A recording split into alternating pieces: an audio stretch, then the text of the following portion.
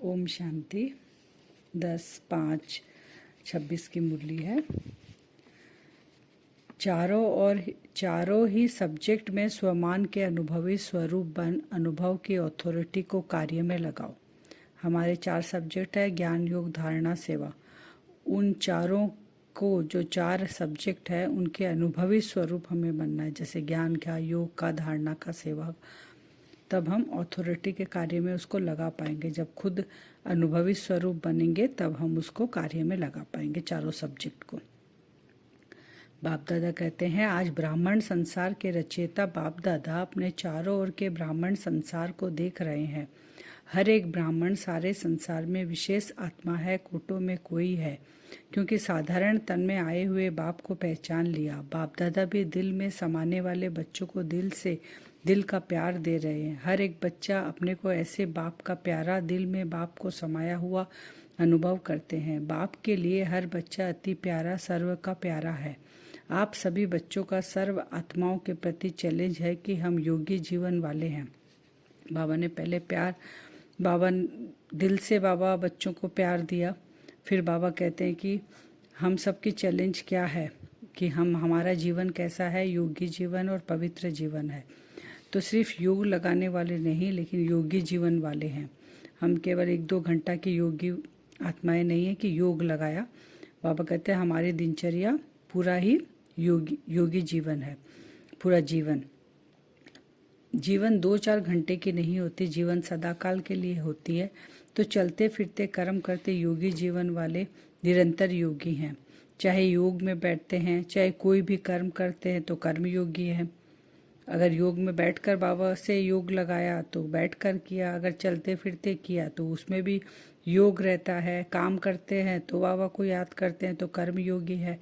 तो जीवन का लक्ष्य ही है सदा योगी। ऐसे अपने योगी जीवन, नेचुरल जीवन अनुभव करते हो। बाबा कहते हैं इसमें मेहनत तो नहीं लगती है।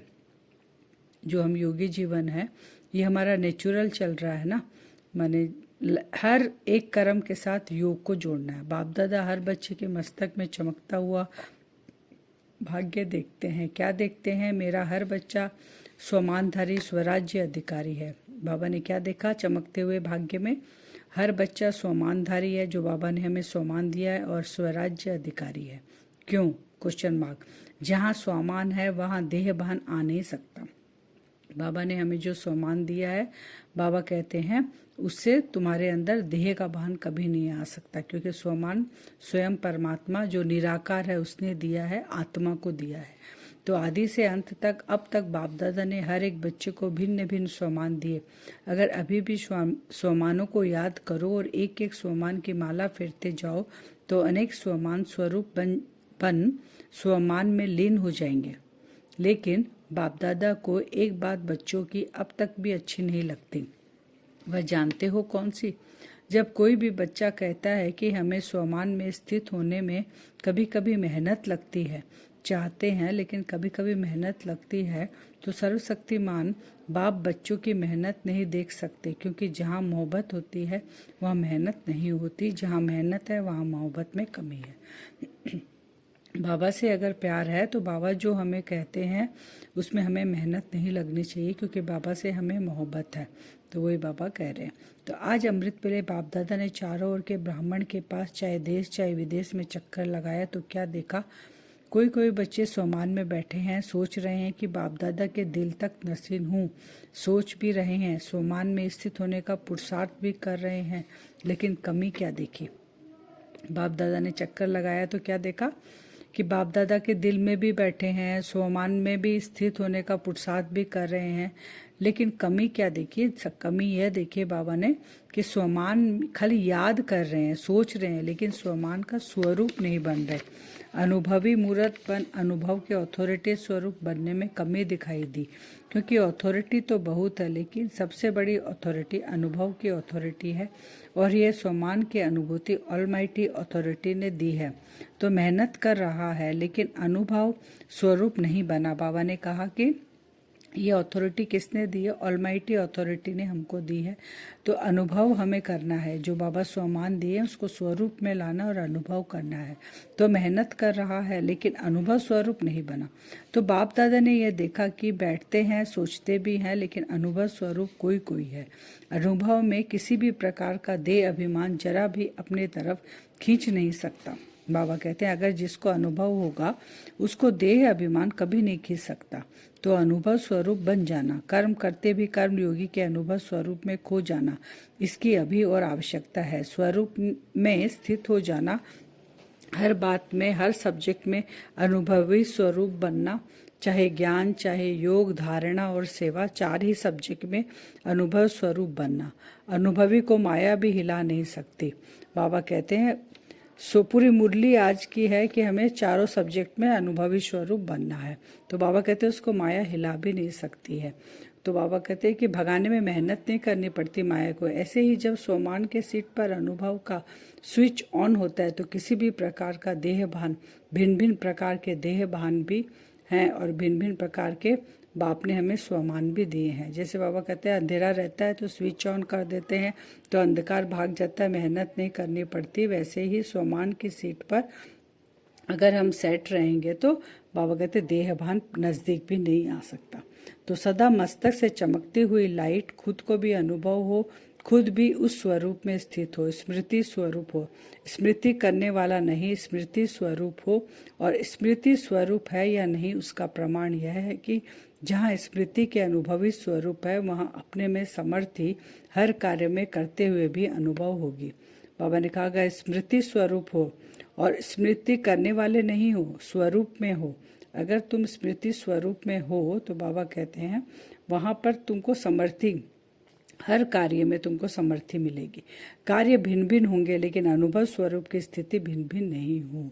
कार्य अलग अलग हो लेकिन अनुभव की सीट पर हम सेट रहें तो समर्थी हमको मिलना है हर कार्य में, बाबा ने कहा। फिर बाबा कहते 1 सेकंड में 4 ही सब्जेक्ट में अपने स्वमान के अनुभवी स्वरूप की अनुभूति होनी चाहिए। जो देह अभिमान नज़दीक आ नहीं सकते हैं। चारों सब्जेक्ट में अनुभवी मूर्त रहेंगे तो देह अभिमान नज़दीक नहीं आ सकता। जैसे रोशनी का आगे अंधकार ठहर नहीं सकता, निकालना नहीं पड़ता, नेचुरल नेचर है। तो रोशनी कम है या नहीं है, तो सबसे बड़े से बड़ी अथॉरिटी अनुभव गाया हुआ है। अनुभव को 1000 लोग बदलने चाहे बदल नहीं सकते। जैसे आप सबने चीनी का अनुभव करके देखा कि वह मीठी होती है, अगर 1000 लोग आपको बदलना चाहे तो बदल नहीं सकते। अगर कोई हमको बोलेगा कि नहीं चीनी तो खट्टी होती है, लेकिन हम मानेंगे नहीं क्योंकि हमने उसको अनुभव किया है। तो वैसे ही बाबा कहते हैं चारों सब्जेक्ट में अनुभवी मूर्त होना है। कैसी भी परिस्थिति आए, कैसे भी लोग आए, कुछ भी बोले, लेकिन हमको उस सीट से उतरना नहीं है क्योंकि हमने अनुभव किया है। अब बाबा कहते हैं जैसे अभी प्रकृति की बातों में अचानक का खेल चल रहा है, आरंभ हुआ है, अभी नई नई बातें अचानक हो रही है। जैसे अर्थक्वेक हुआ, थोड़े समय में लाखों आत्माएं चली गई। बाबा कहते हैं क्यों? उन्हों को पता था कि कल हम होंगे या नहीं।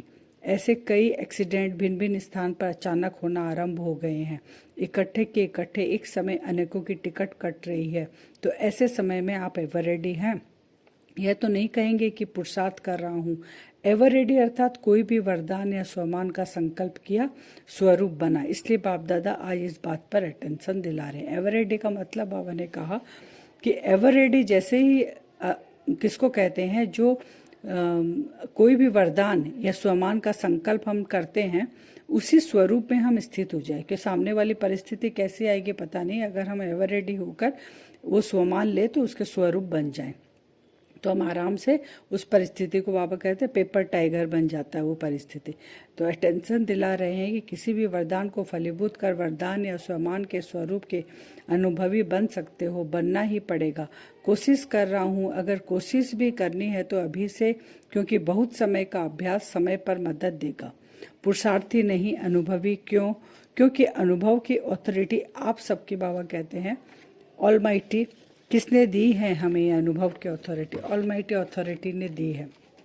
तो जैसे देह भान के अनुभवी, तो क्या देह भान को याद करना पड़ता है कि मैं फलाना हूँ?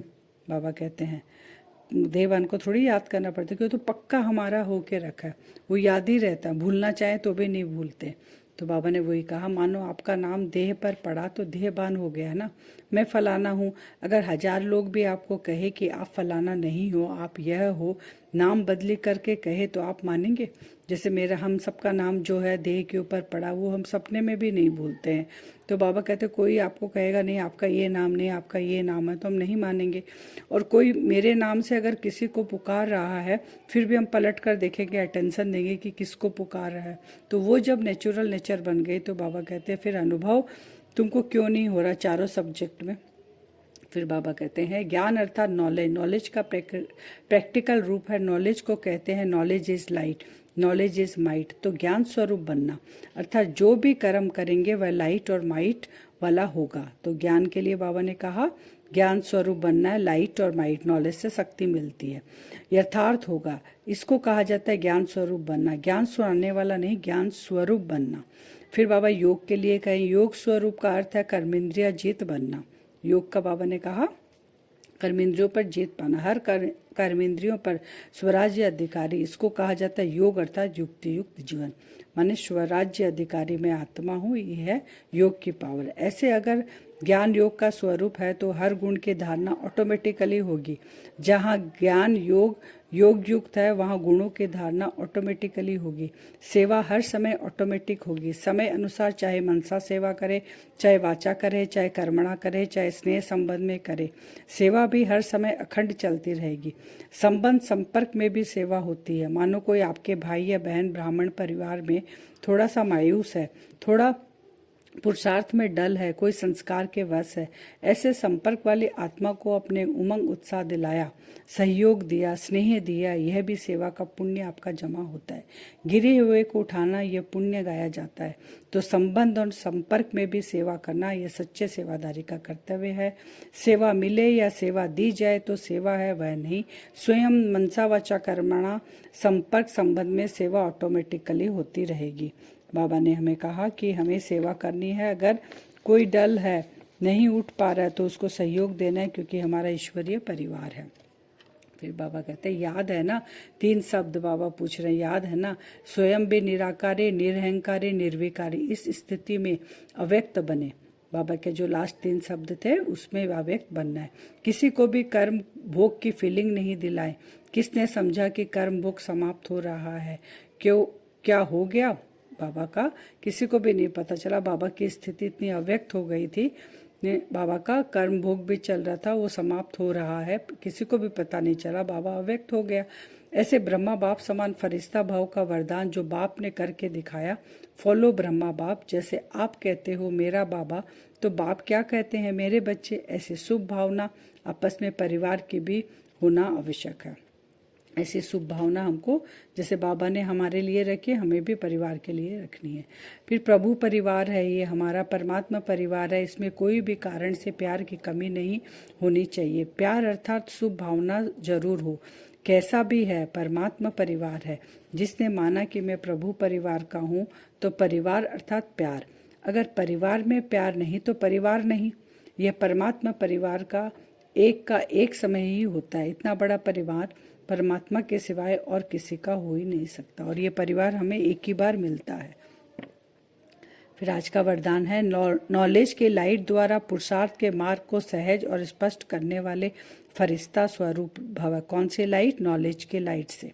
तो फरिश्तेपन की लाइफ में लाइट और माइट दोनों ही स्पष्ट दिखाई देता है, लेकिन लाइट और माइट रूप बनने के लिए मनन करने और सहन करने की शक्ति चाहिए। मनसा के लिए मनन शक्ति और वाचा कर्मणा के लिए सहन शक्ति धारण करो। 2 शक्ति चाहिए। मनसा में चाहिए मनन शक्ति और वाचा में चाहिए वाचा और कर्मणा में चाहिए सहन शक्ति धारण करो। फिर जो भी शब्द बोलेंगे, कर्म करेंगे, वह उसी के प्रमाण होंगे। अगर ये दोनों शक्तियां हैं तो हर एक के लिए पुरुषार्थ का मार्ग सहज और स्पष्ट हो जाएगा। कौन सी शक्ति? बाबा ने कहा मनन। मनसा के लिए मनन शक्ति और वाचा कर्मणा के लिए सहन शक्ति, 2 शक्ति। तो हम कौन से? बाबा ने कहा नॉलेज की लाइट द्वारा पुरुषार्थ के मार्ग को हम सहज कर स्पष्ट करने वाले फरिश्ता स्वरूप हैं। स्लोगन है व्यर्थ बोलना अर्थात अनेकों को डिस्टर्ब करना। व्यर्थ बोलेंगे तो दूसरे का टाइम वेस्ट और उनको भी डिस्टर्ब करते हैं। अव्यक्त इशारे सदा अचल अडोल एक रस स्थिति का अनुभव करो। आप बच्चे मास्टर प्रकृतिपति हो। इस प्रकृति के खेल को देख हर्षित होते रहो।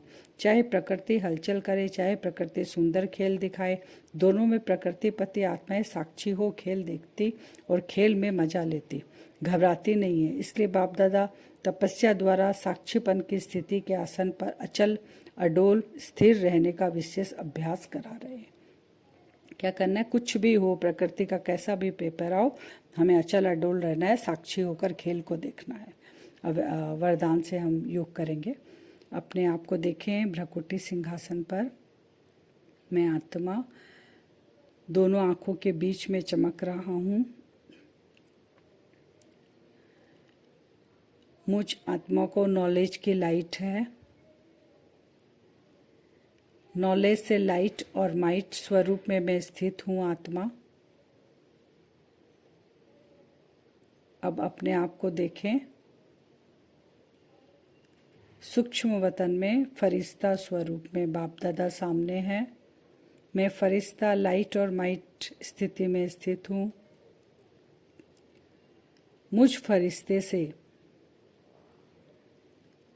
मनसा से मनन शक्ति और मनन शक्ति के साथ साथ सहन शक्ति, ये दोनों शक्तियाँ मुझ फरिश्ते के सूक्ष्म संस्कारों में, सूक्ष्म संकल्पों में, ये लाइट और माइट स्थिति में दोनों शक्तियाँ स्थित है। मैं फरिश्ता जब भी कर्म में आता हूँ,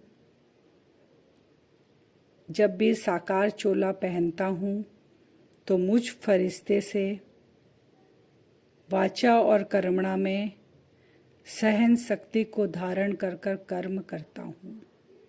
मुझ फरिश्ते के अंदर बाबा से लाइट और माइट की शक्तियाँ इतनी है, हर कर्म में मैं बाबा के श्रीमत अनुसार करता हूँ। बाप दादा का हाथ मेरे सिर पर है।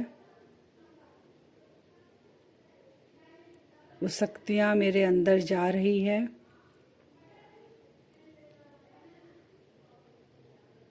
ये विजुअलाइज कल हम सारा दिन करेंगे।